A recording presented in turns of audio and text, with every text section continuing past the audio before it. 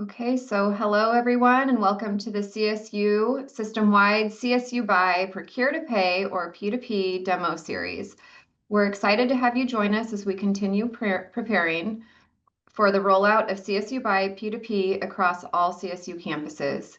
P2P is a comprehensive system-wide solution designed to streamline and standardize the full procure to pay process.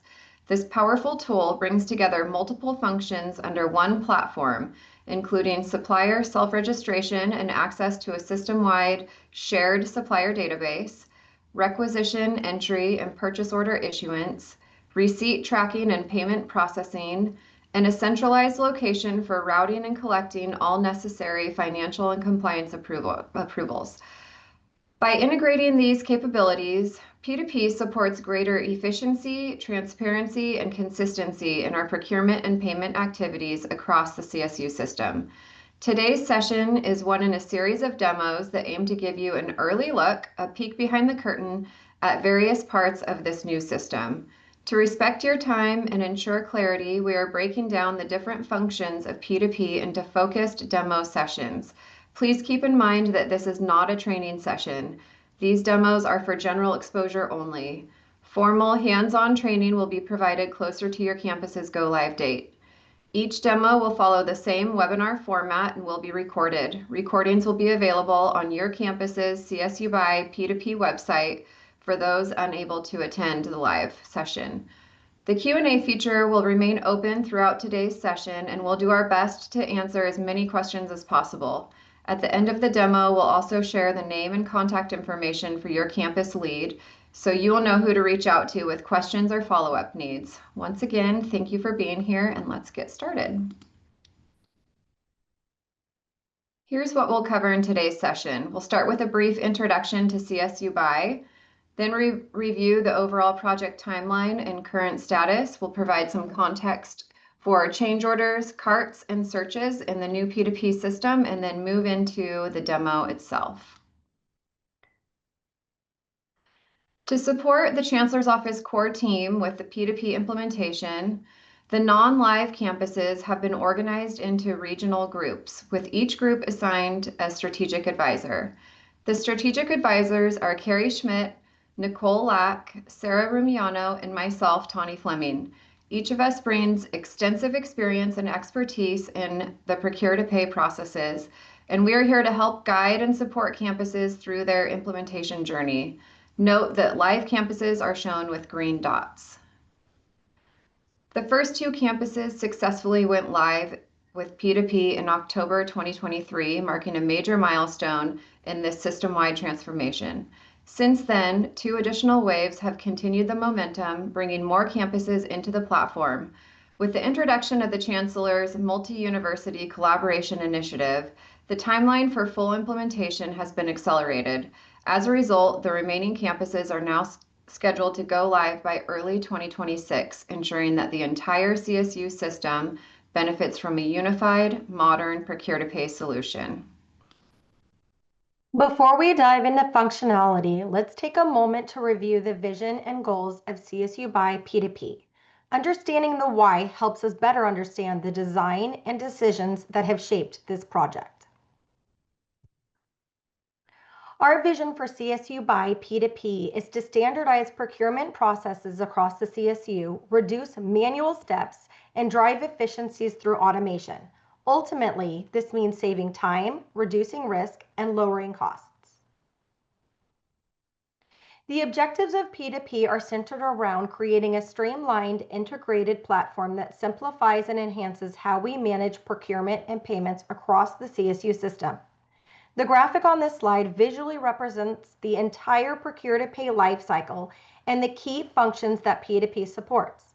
Starting with shopping for goods and services, users can engage in purchasing with access to preferred, contracted, and sustainable suppliers. This flows into requisitioning, ordering, and receiving, all of which are handled in a centralized environment with fewer manual steps. The process concludes with invoicing and payment, emphasizing automation, minimal touchpoints, and visibility throughout. What's important to understand is that P2P will replace many of the fragmented campus-specific tools and manual workflows currently in use. It consolidates supplier management, including supplier self-registration and a shared system-wide supplier database, requisition creation, purchase order insurance, receipts, and invoicing all into one cohesive system. While P2P will integrate with PeopleSoft CFS, allowing for necessary financial synchronization, the day-to-day work will take place within the P2P system. For example, users will initiate and approve requisitions, manage POs, and review receipts and invoices all within P2P. To keep the demos digestible, we are breaking them down full functionality of P2P into multiple demo sessions, each highlighting different aspects of the platform. The P2P platform offers a range of valuable benefits. For suppliers, it ensures timely payments and provides convenient self-service tools to track invoice and payment status. For internal users, it streamlines the purchasing experience and automatically routes requisitions and purchase orders to include all necessary financial and compliance approvals. The new P2P platform will replace the current CSUBUY marketplace that requires a P card to complete transactions.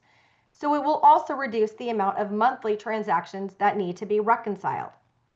At a system-wide level, the platform enhances data quality, increases visibility across campuses, and supports our ongoing commitment to operational efficiency, accountability, and strategic improvement. This slide shows our high-level timeline. The 14 campuses that are part of this acceleration project are currently in the implementation phase, with readiness and deployment activities scheduled through early 2026. This slide shows the options for requisition workflow in P2P, from submitting a request to creating the purchase order. The process includes key reviews for fiscal approval, compliance checks like IT, facilities, and legal, and finally, procurement authorization. Each step is triggered based on the details of the requisition, helping ensure accuracy, policy alignment, and accountability before any purchase is finalized. Now we're going to shift into change orders, carts, and searches portion of today's session. This will lay the foundation for understanding what you'll see in the demo. Please take note that configuration you'll be presented is currently in a test environment. Your campus final configuration may look different. Now we will hand it off to Michael to demonstrate. Michael, please introduce yourself and get us started. Hello, everyone. My name is Michael McNairn, System Admin for CSUBUY at the Chancellor's Office. I'll be demonstrating a few different concepts today. Just to repeat the disclaimers that has been said already. This is not a complete training. This is a demo, just some high-level basic functionality. Yes, we are going to be in a test environment, so even though it might look a little different, most of it looks the same, and the functionality will be the same as what it will be in a live environment. So this will be just a quick overview of some basics. I'll be covering quite a lot, so it's best to save all questions until the end of the demo. We'll try to make some time for that. There's no chat, but we do have a Q&A board where you can enter a question, and we'll do our best to answer those. And I might go a little fast, so this meeting is recorded. You can review later for greater detail. So today's demo includes 3 separate topics. They're fairly independent from each other, so we'll take a look at them one at a time. Change orders, cart management, and search functionality. There's other demos that has been covered in the past in the series that included the initial stages of shopping, requisitions, order placing, and other functions. The concepts today build upon those and covering different areas of system functionality. So I will share my screen to see the CSUBUY system. This is the test environment. So the first area is going to be on change orders. And so after an order is placed, starting from shopping on a cart, going to a requisition, going through the full workflow and approval process, it becomes a purchase order. Now is we're going to take a look at that purchase order and making a change to it.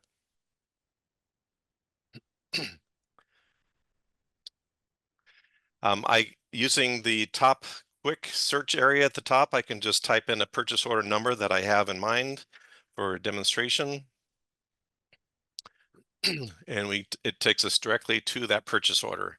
It looks very similar to a requisition. It has a header information, supplier information, and each individual line that's on this order. Has total amounts and related documents, and just a lot of information. So it looks similar to a rec. This is actually the purchase order that got sent to the supplier and also exported to CFS. And this is the final order, basically, you could say. When doing changes to this, there are two main ways you can change a purchase order, directly or through a change request. So doing a change to the purchase order directly is only available for procurement and the buyer role. A buyer can go in and make modifications to the PO as necessary. A key note here is it does not go through workflow, so it does not go through any financial approval review or compliance review. So the changes that are appropriate for buyers to make are pretty minor. It's usually just making small adjustments to the PO just so it processes smoothly and correctly without errors. So some of those small changes might be splitting up a line to saying this line is taxable and this line is not taxable. It may be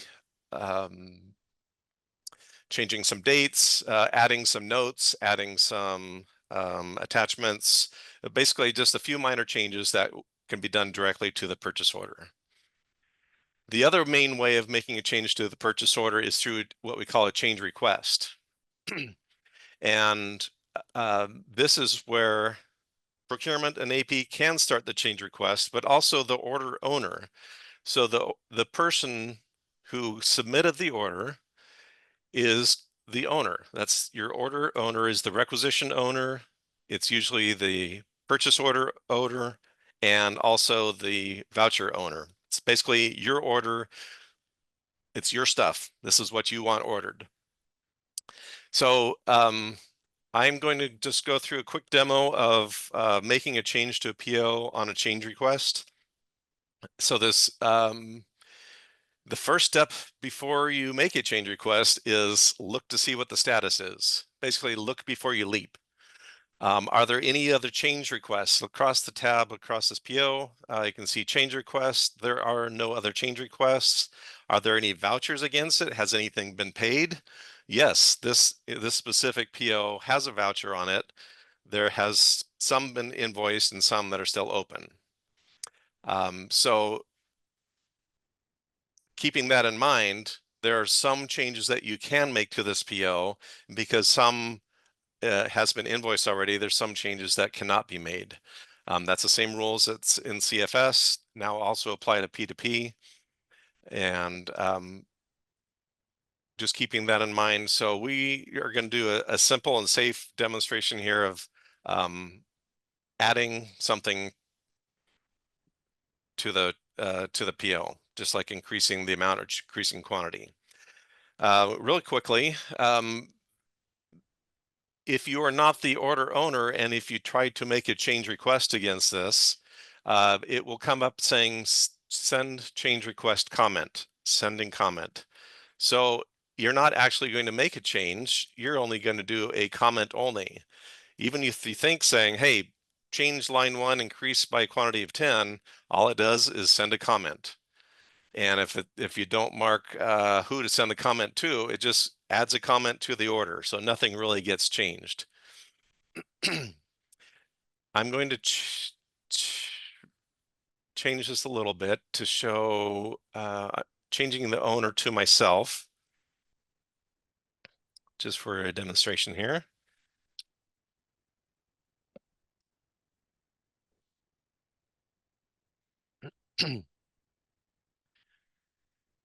So now I have changed the order to myself just for testing purposes. It used to say Jennifer, but now the order owner is me.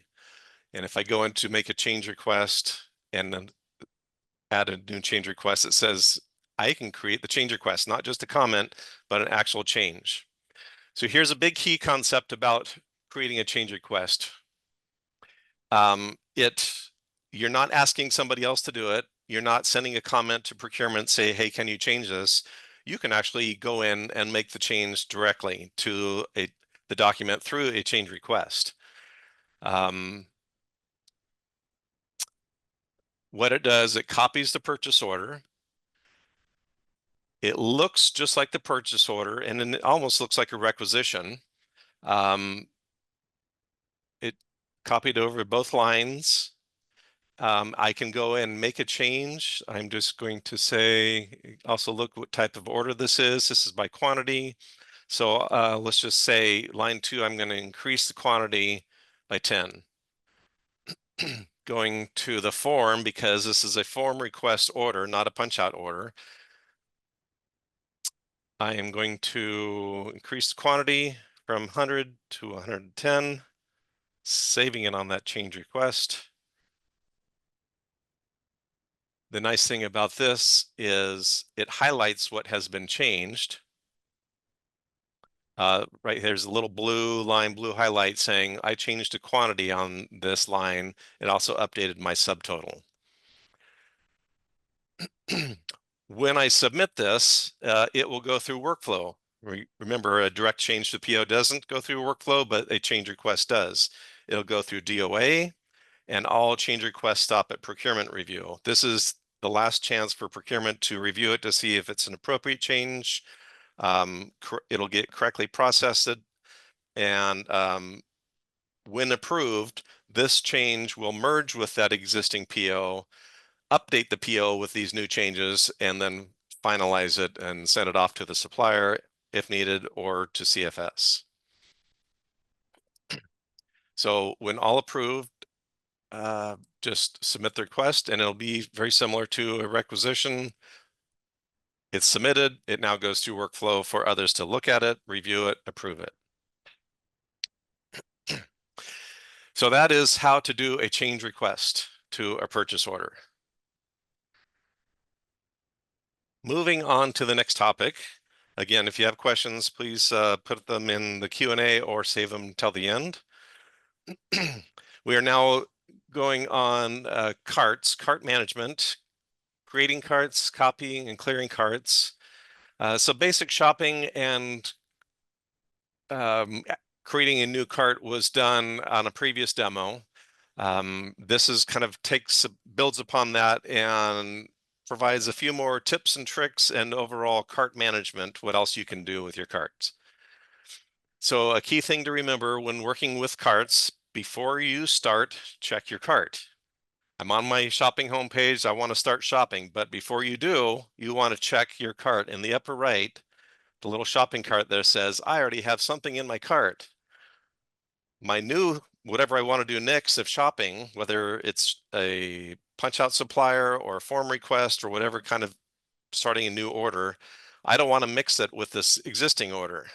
So that's what you first want to see before you start, check your cart. You can save that cart for later. You can finish it off. You can clear it out. A lot of different things you can do. Just by clicking on it, you can see a quick view of what lines are in your cart. If needed, you could just go in and delete these. So if I had 3 items, I can delete it. Not refreshing very well. You can go to view my cart and see these items right here. You can finish off this order. You can delete it or whatever you need to do. The best recommendation for starting with the fresh cart is actually clearing it out, start fresh altogether, and this is how you do that. On the home page, quick links, view carts. This takes you to all of your carts, whether they're active, you can only have one active cart, or others that have been saved for later. I have a lot here because I do a lot of testing. I have 41 carts, saved carts in my draft cart folder. One is highlighted as active, that's the active one. I can just quickly go to a different one and activate that one and process it. I can so activate a certain cart, or I can delete it. This one that has 0 on it, I don't need that anymore. I can just go in there and delete that cart. This is another key reminder that if you name your shopping cart, you can see exactly what that cart is. Instead of the default date and name, it will say this cart is specifically for this order. So that will help you identify what carts are there. If you have a cart returned for whatever reason, if there was an error in incorrect information and that cart got returned, it'll show up in your draft carts here and it will show as returned. On the same page of cart management, you can also see assigned carts. So if you are just a shopper only and you can't actually place an order and you assign it to somebody else, this is where you see this cart I assigned to somebody else. I created it, but it's assigned to Rocky. I can just view it, do a quick view, or I can even unassign it, bring it back to myself if I need to withdraw it or change it, modify it in some reason. So in my draft carts, I told you the best way is to start with a fresh cart is, start fresh. The best way to do that is come in your draft carts. The top right is say create cart. Anything that I have in my cart existingly will automatically be saved as a draft cart for later, but when I create cart, it starts fresh. There's no supplier, no lines, no information. It just says, okay, it's empty, ready to start shopping. One other cart management trick is what we call a copy to new cart. This will save you time with data entry. If you're something that you're going to be processing quite often, or something that you did last year and you're now doing it again this year.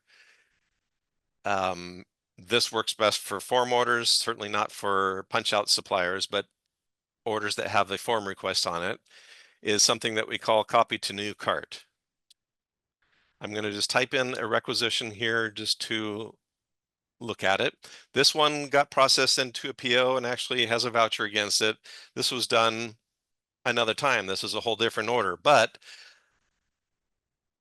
if I want to copy this information with the same supplier, basically the same form request, most of the information is the same. I don't want to have to retype the whole thing in. I'm going to copy it to the new cart. Basically copy it, and then I can modify what's there a little bit to update it for my next order that I want to place. When I do copy to new cart, if there is something in my cart, that will automatically be saved to a draft, and then I can start working on this new cart. All it does is copy that requisition. It's got the same supplier, the same form request, same quantity and dollar amount. I can go into that form request and change it as necessary for my new order now.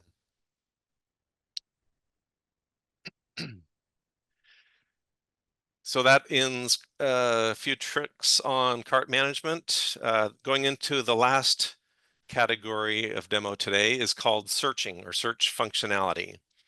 And there's a lot of different things that you can search for in the system, search for products to go shopping, search for certain documents. We're going to be covering these search screens that help you not only list out different documents, but help you get data, that making reports and help you in your business process on a daily basis for reporting, for getting data, getting information that helps you make better decisions. I'll give you a few examples here.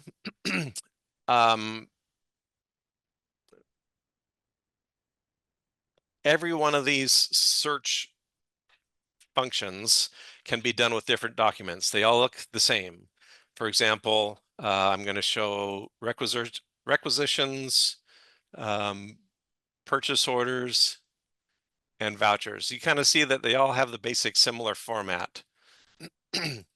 On the left column is what we call quick filters. Let's see if my highlight will work here. Quick filters on the left means if you want to quickly narrow your search down to a certain supplier or a certain user or a certain status, you can add that to the filter. Additional filters along the top, you can add more filters here. And to show different columns of data, you would choose the gear for adding different columns, what's available and what is shown. You can save it and export it as well. So let's run through a few examples here. I'm going to look, first of all, you can search for all orders. There's no secrets in CSUBUY, so you can see all the requisitions and all the orders, purchase orders at your campus or the business units that you have access to. Right now, I'm a requester in Chico for testing demo, and I can see all the requisitions done in Chico. For my purpose here, I want to see only my orders. I want to see my requisitions. So this is basically the same as before, but it is prepared for me. So that's automatically added the filter of me. And so these are my orders.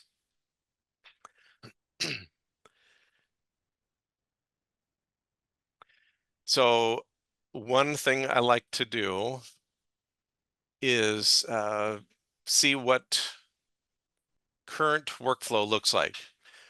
I submitted these recs. They're not done yet. There's no purchase order attached to them yet. I want to see what's going on. Where are they in the process? So one quick thing I can do is under my year, I can type in current workflow step. That shows up and it says, oh, okay, here it is in workflow. This one's in DOA approval and this one's in procurement review. Now I know where my orders are. If I didn't know where my stuff is and this, I can follow it up. I don't have to make a phone call to procurement or AP or anyone. I can look in the system myself and see that's where it is.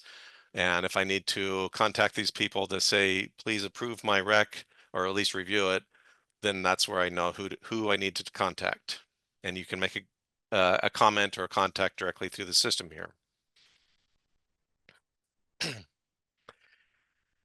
So another sample for, let's see, searching purchase orders. Let's just say I want to look at a specific supplier and it's the last 180 days.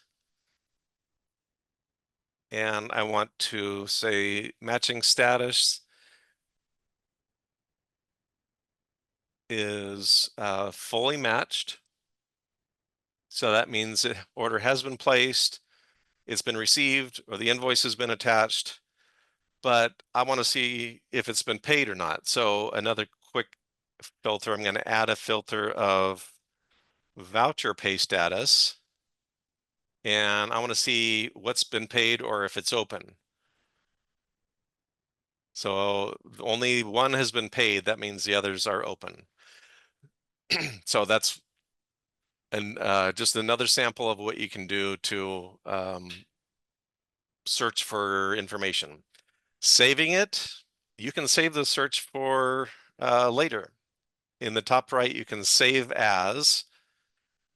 If you don't have one already, you'll need to add a personal folder. So you would add new top level personal folder and name it. So I already have one here. And I'm just going to say paid. So that search is now saved. I can refer back to it anytime by going to my searches and quickly see there's my search. I have my filters set up. I have my columns set up. Everything's the same for a quick search. If needed, I can export this. I can export all and have it export to Excel for additional sorting and filtering and all the data management you want to do if you have a long list of orders or other documents you need to sort and filter.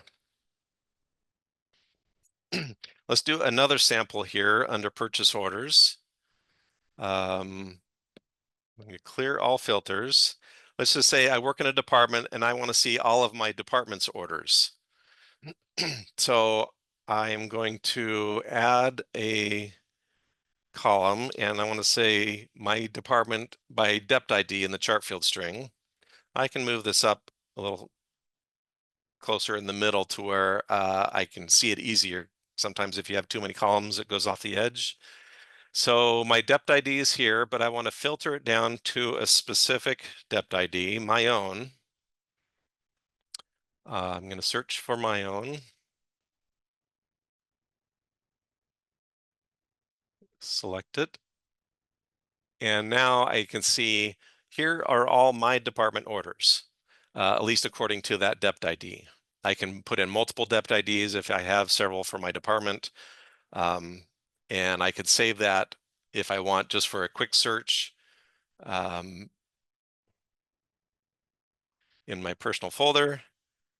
And so every time I want to see where are all my department's orders, I just come here and I click on that, boom, there it is. Quick and easy. And do one last report and then we'll open it up to questions. This will be in vouchers.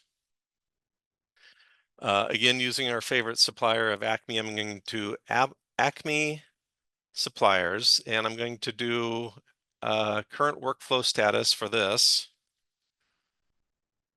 Current workflow step, put it way down here at the end. I'm going to bring it up closer to where I can see. This shows I have 6 vouchers pending. Where are they in workflow? They're all in this verified receive step. So I can go to each one of these vouchers and see exactly who needs to take action on this so that it can move on to the next step in order to get paid. Just for sample, you can go to a voucher, look at that workflow, and you can see there's the verified received. Jennifer needs to approve it. Since I had that list, it shows here's all my 6 vouchers right here. I could just scroll through that list real quick and each one document at a time, and I can even return back to results to see the full list at total. So that concludes demonstration on the 3 areas that I have today. The change orders, change requests, cart management, and some search functionality. So now we can open it up to any questions you may have, or if Tanya or Carrie, if you have anything in the Q&A board that you want me to cover, feel free to do so. I think we have been covering the Q&A. DOA stands for Delegation of Fiscal Authority. So the people who are responsible for approving a transaction, like you can spend those funds. That's an appropriate expenditure. Okay. I don't know how it works, how it's visible to Chris, but I think you can say that you want to raise your hand, or maybe you can raise your hand and we can unmute you so you can ask live questions.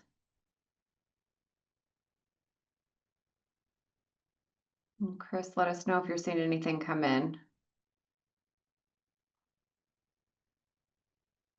I believe there was a question though, if nobody is answering, Michael, in the chat. I think if you can go in from a procurement perspective and modify it, update like the quantity or amount, and then submit it through to see what it would then look like from their side.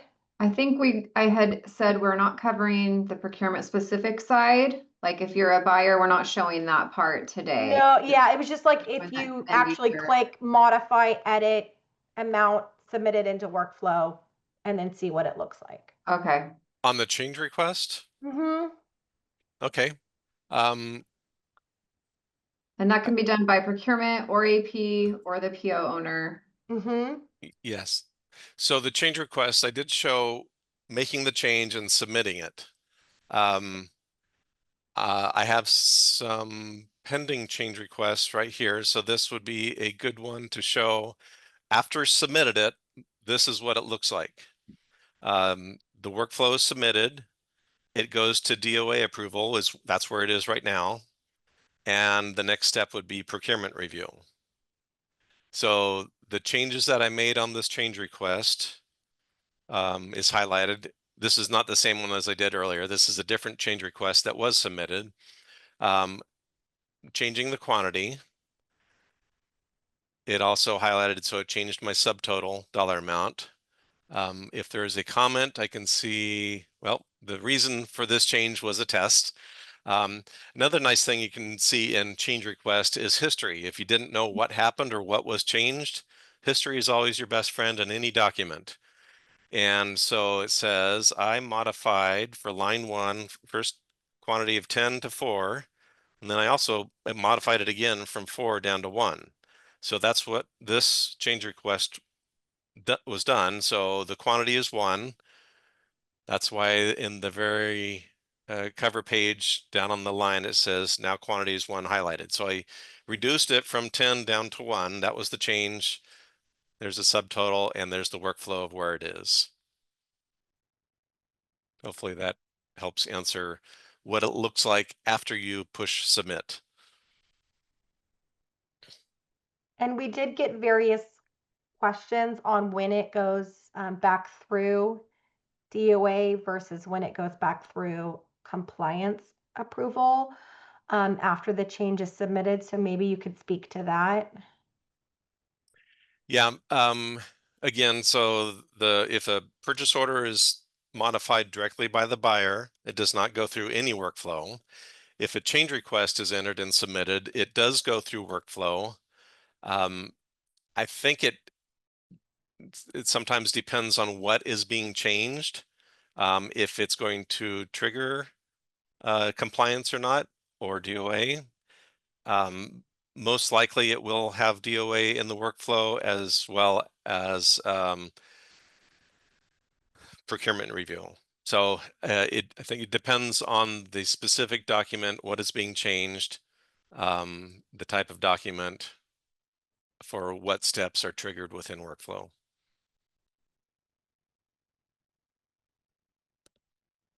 Thank you. I'll just answer some of these live. I'm working from the bottom. Receiving an AP. Will faculty purchasing things on their grants need to use this? If you are, that is very campus specific on if the auxiliary is coming into P2P and how the auxiliary is configured. So I would say when we show the slide at the end, please contact your campus project team and they can walk you through the specifics for related to faculty purchasing for their grants. And receiving an AP would post directly in CSUBUY, but it's recorded in CFS. Oh, so yes, once something is a PO, so supplier, starting at the very beginning, supplier integrates with CFS. Once a requisition makes it to a purchase order and anything after that integrates with CFS. So that when it turns into an accounts payable transaction, that also integrates with CFS. So let me know if I'm not answering your question there. Will all currently existing POs be transferred over automatically into the system? No, unfortunately not. So that is a cutover strategy that campuses need to determine if they want to close out their current POs and start them new in P2P, or it just depends on where they are in the life cycle and what type of PO it is. So I imagine your procurement team will be analyzing how they want to tackle that and doing communication to your campus in the near future. Where was that one? Hopefully, if you see it, just say answered live. I did. Okay, thanks. Apologies if covered in a previous session, but can you show an example of being able to review an uploaded document? It's just going to be in the internal attachments or external, depending on if you want the supplier to see that. And I think Michael's going in there now. Not necessary for this session, but if we are able to see a practical example of risk EH&S review. I would say that this one about risk and EH&S, it sounds like you are a compliance approver. So I would work with your campus project team. If they haven't already talked to you about it, then they're going to be meeting with you and inviting you into the system so you can see how that is and rework your internal processes to transition into P2P for all of those approvals, because you don't want to be collecting any approvals outside of the P2P system. Does the change order include any updates to vendor remit addresses? No. So vendor remit, with P2P, suppliers are responsible for self-registration and maintaining their registration. So that's done by the suppliers. But if I have an answer on the attachments. I can show okay, if I'm still sharing. you are. So on a requisition or purchase order or voucher or any document have this, there's an attachment tab, and those are the places where attachments live. So when a requisition is created or a document is created, people can add attachments there. You just upload it and it saves directly to the attachment. It can also be done under comments. When adding a comment, you can also add attachment during the comment process. So it'll put the comment in the comment section and the attachment on the attachment section. So it all lives in the system.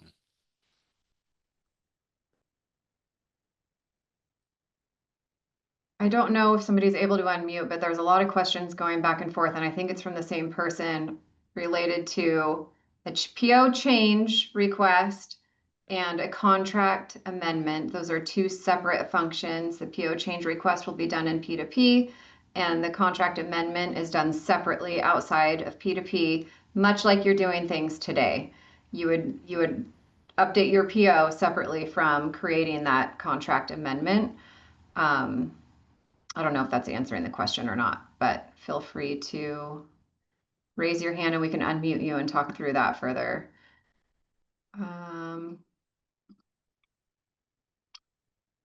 Attachments are internal to, okay, so the internal attachments are visible to anybody on your campus. And it's really meant to be there for audit support, communication to your procurement department, showing that you have maybe 3 quotes on something or anything. It could be used for anything internally. The external attachments are also for that, and it'll be visible to the supplier.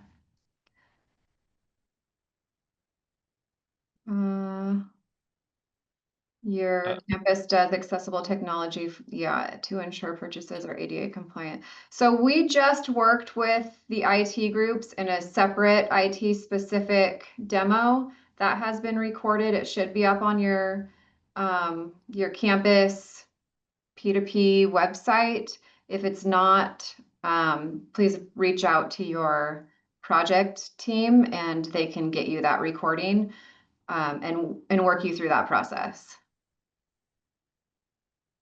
Follow-up question as it relates to Greg question. I didn't see the Greg question. What happened I'm answering that right now, Tom. Oh, okay. Oh, sorry, I didn't see that.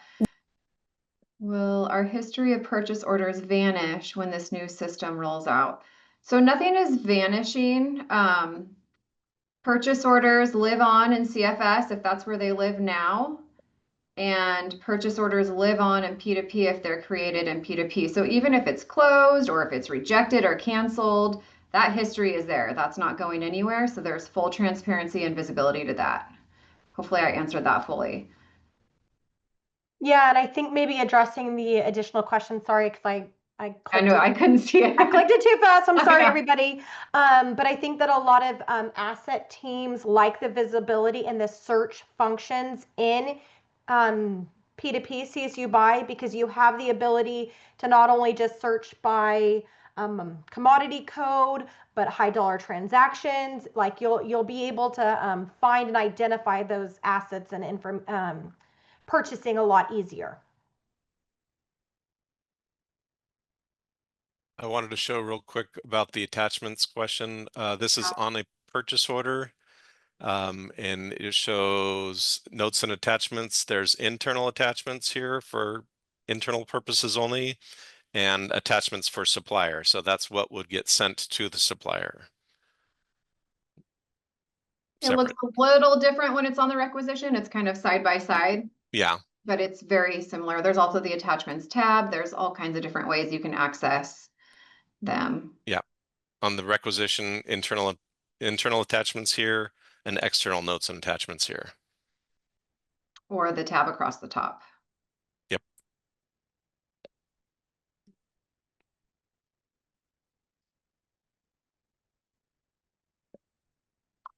Maybe in this pause, Michael, I can share the campus contacts. Okay. See if more questions come through.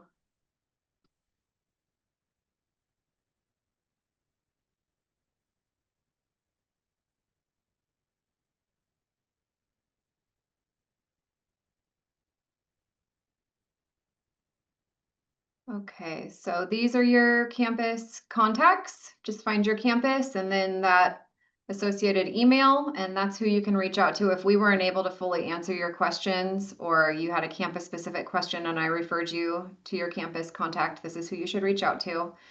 If for some reason they can't answer, then they know how to get a hold of us, and then we can get that question or that answer back to you.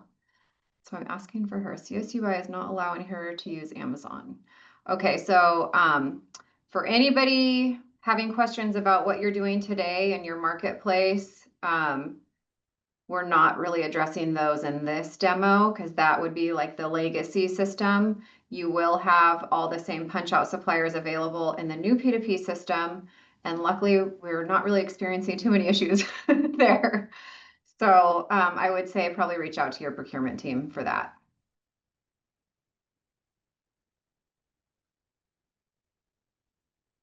There is one hand raised in the participants. I'm not sure if you've addressed that or not. Probably not. Chris, are you able to see that? Yeah, I'll allow to talk. Mai, are you ready? Go ahead and unmute if you can, Mai. Hi, yes. I have a question. The shopper will go inside the cart and then shopping for the items that they want, and they assign to the buyer. And I'm asked the buyer, once I pay for it, and then I didn't receive the invoice or the receipt. Is there any way that I can receive it after I pay? So the shopper shops and then adds it to a cart, and the cart is sent to a requisitioner. It works its way through the approvals to procurement, turns into a PO. When the invoice is received, a voucher is created on the AP side. And then after that happens, it has to go back to the PO owner for verification to make sure, did you receive this product or this service? And after that, then they can make the payment. So they will never make a payment without having that verification first. If we don't receive the invoice, none of those processes will be triggered after the fact. So did that answer your question?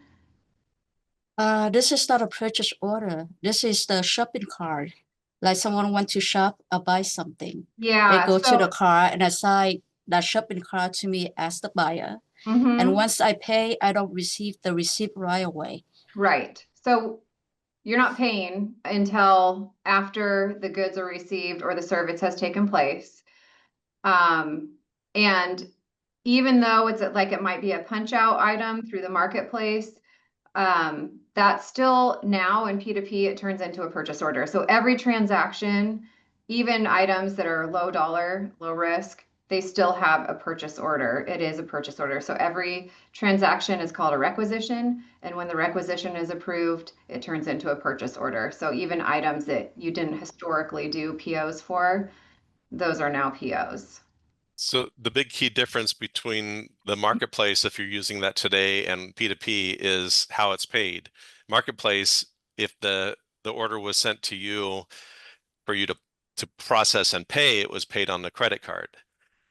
In P2P, it's not paid by credit card, it's just paid by electronic invoicing. So you approve the order, you place the order, and it gets processed. The invoice comes later on the back end for payment. Okay. All right. Thank you so much. You're welcome. I feel like we're not answering your question. So when you're in the system, I think it will make more sense to you. You can also ask your campus project team, and maybe they can work through answering that a little bit better, because I feel like I'm not addressing what your real question is. Any other? Oh, here's some questions. PO owner is the shopper or requester? Yes, unless that gets changed. You can update who the PO owner is. How does this system work with a vendor who only accept credit cards? Well, if they only accept credit cards right now, then you would have to just go outside of the system.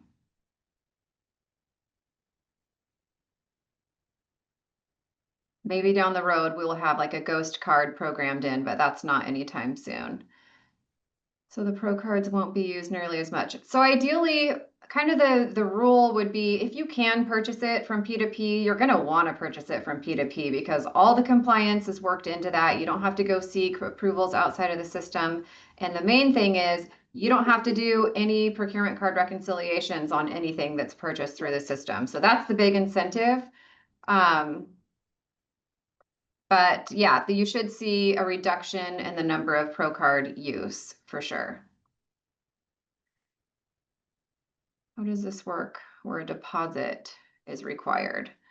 Well, we all know deposits are against CSU policy, but they still happen. There's a couple different ways that you can work through that, depending on if your accounting is wanting to track that or not. So I would say for that specific question, I don't know, do you have a quick answer to, or Michael, for how it works for a deposit? Should be few and far between. Yeah, I mean, I think some campuses kind of treat those as a separate line item, as a prepayment, like almost like a prepayment. So here in campuses has the practice of creating a line for that initial prepayment, right? And then having that paid, and then creating a line for the rest of it is a technical way of accommodating that. It gets tricky if it's a true deposit where you could be getting money back potentially. So that's why I hesitate. We might have to work with your accounting. Will P2P completely replace the Pro card? I mean, in a perfect world, it could, but honestly, no, not right now, because there are certain companies, like some software, they won't even entertain a purchase order from us. So really low dollar, but huge company. There's other instances where a Pro card just makes more sense. So not fully replaced, and but I would say it's greatly reduced. Can you show how to update the owner? Do we have time to do that? You want to pull that up while I can show that. It's only a procurement buyer, person with the buyer role can do that. And just for demonstration, I have search purchase orders, and if I have the buyer role against this one PO, I can say change PO owner. Just put in the new. you're not sharing, Michael, I don't think. Sorry about that. I didn't catch that sooner.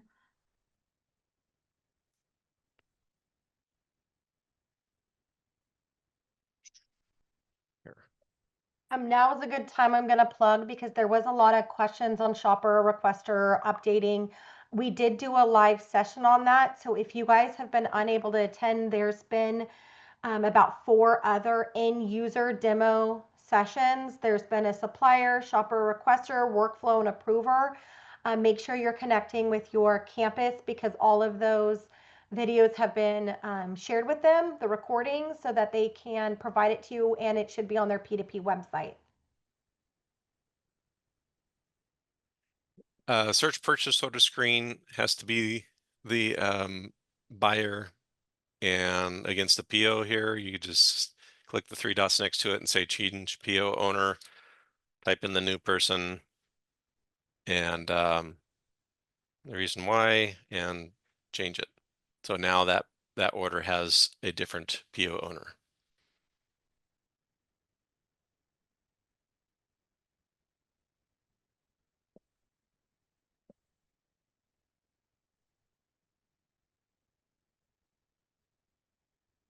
When someone orders a commodity from P2P that they would have typically ordered on a Pro card, we have the ability to verify the chart string on their Pro card reconciliation is correct before they submit the final statement.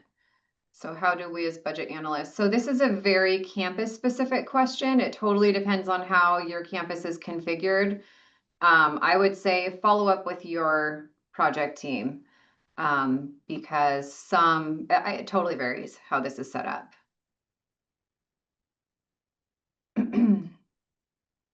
Covered this already, apologies, but if you say an instructor needs 50 small weird items for a class project ASAP, they need everything ASAP, yes they do, and sends the admin a link from Amazon. That used to be a quick buy with Pro card. Now I have to go through more approvers. Well, actually, the processes are really quick in P2P. Amazon, so any supplier that lives in P2P, you should be purchasing from P2P. So there should be no Amazon purchases or any other contracted supplier that is in the procure to pay system should not be done outside of the system. It's already in there. It's a really quick transaction and approval. So it shouldn't slow anything down. And there are different functions, like Carrie mentioned before, there's shoppers and requesters. You may want to refer back to that demo. A faculty could be a shopper and send their cart to, maybe it was the admin analyst or an ASC or somebody else. They could be the requester. The requester is the one who's able to submit that transaction. Depending on what that commodity is and the dollar amount, it could fly through and be done immediately, or it could step through. If it needed like EH&S approval, it could have it just depends on what those pieces are and what the transaction requires. Hopefully I answered that okay.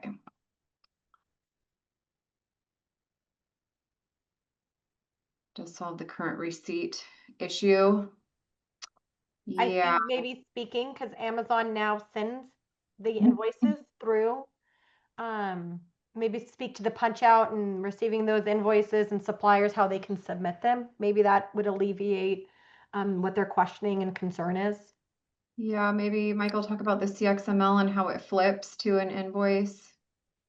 Yeah, for certain suppliers, punch out suppliers, they're all set up electronically. So when the purchase order is sent electronically, the supplier receives it, ships it, and the sending the invoice electronically back into the system. So all that's in the background, and you can the invoice is there, which is your receipt. It gets paid electronically, and if your campus has central receiving, that they can enter a receipt, or the individual order owner will just verify the receipt, basically saying okay to pay, and then it can get paid. And I'll just, I guess, answer this live. For the current vendors, how are the vendors then paid via P2P? So when the supplier goes in and registers, they select how they want to be paid. So if they want to be paid via ACH, which would be that electronically, they could be paid via wire, via check. That's up to them.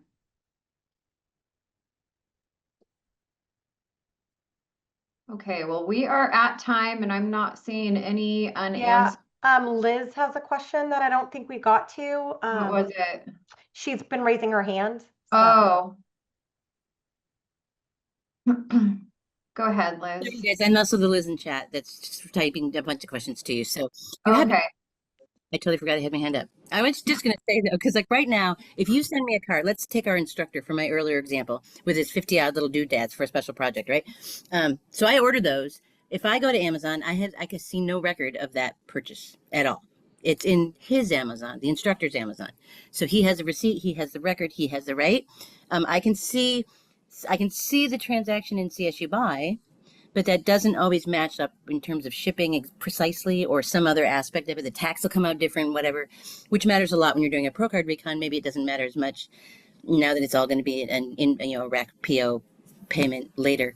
But yeah, I was just typing more to you, and I'm trying to Yeah. Somebody else was bringing this up earlier, and I don't know that you guys are seeing what we're all after, because it is a problem for us as buyers, individual department buyers. Yeah. Do you feel like you're trying to keep like a parallel record? Is that what you're saying? No, I'm just trying to get a receipt that matches what showed up on my card is what I'm after, right? But it is a little weird because I can't see those. If one of my student assistants puts a cart together in Staples and submits it to me, I can buy it, but I can't see that transaction in Staples at all. So everything in P2P is way more transparent. Okay. So you will have visibility to all of those pieces. Okay, cool. So even like so it is going to be dramatically different from the current CSUBUY setup with the vendors that are inside of it.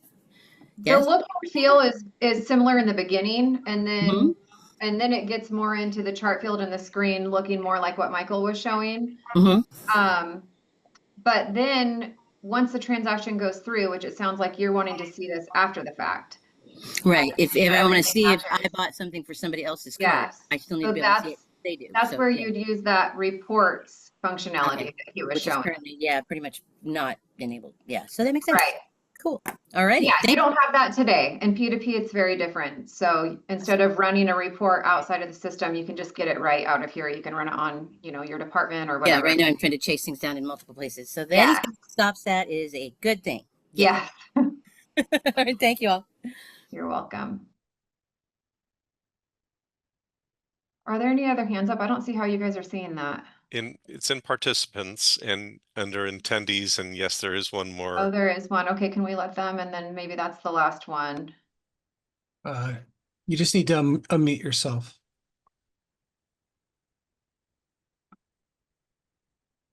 I'm sorry, I didn't mean to raise my hand. Oh, okay. High five back. Okay, I think we got. Okay. I think we got everything answered. Thank you so much for attending. Let me just share one more time this last screen in case anybody needs to reference that. Share. If we weren't able to answer your question, please follow up with your campus contact. And if they're not able to answer, they can reach out to us and we can help with that. Thank you, everyone.